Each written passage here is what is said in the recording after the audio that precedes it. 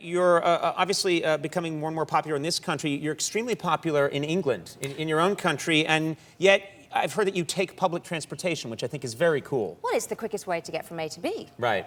Yeah. Well, good for you. But do people in England, do people bother you when they see you? And you call them the tube. The tube. Yeah. The tube. They do. If I'm with my children, people tend not to.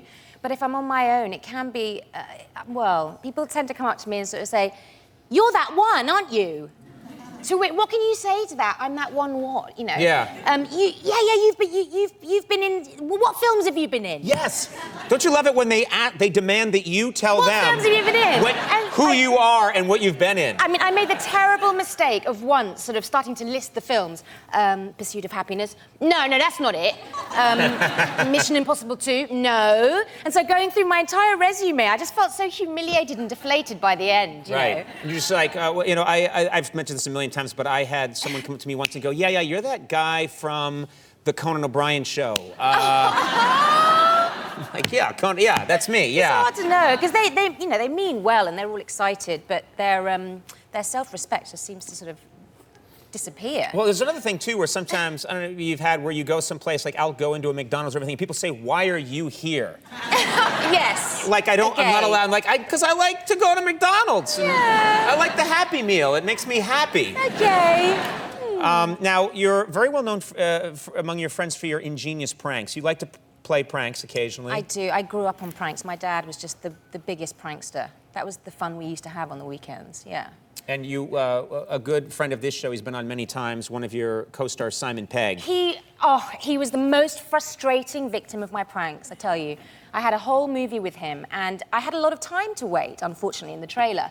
And so while Simon was on set, I'd be in the trailer sort of inventing the next prank. And I did everything from cellophane, I think you call it saran wrap. Saran wrap. Over the toilet, and I'd really, smooth it out to make it perfect. That's disgusting.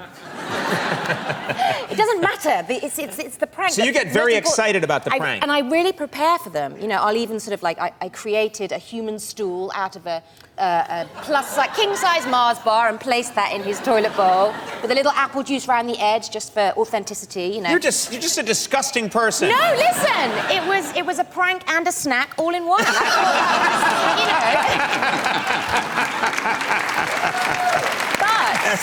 But literally, I would look through my curtains in my trailer and wait for Simon to get off the set, come to his trailer, knowing that he's going to walk into his trailer, look into the bathroom and be appalled. Yeah. And so I'd wait, the 1 minute, just waiting for his reaction, and he'd always come out as though nothing had happened. And I'd come rushing out of my trailer and be like, "Simon, anything in there?"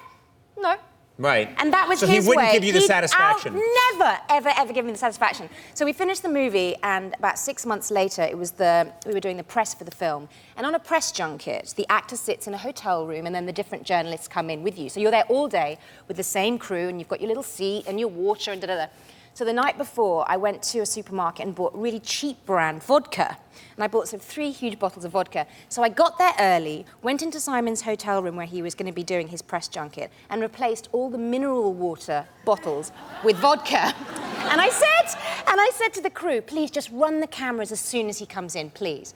And so they did. So it's actually on film, and they put it on the DVD, the added extras. Sure. So he comes into the room, he sits down, someone comes to do his powder, and what you do is you get your bottle of mineral water straight away, and you fill up your glass for the day. So he filled up the glass, took a huge gulp at 8:30 in the morning, and immediately, he hadn't seen me for 6 months, the first thing out of his mouth was, "Newton!"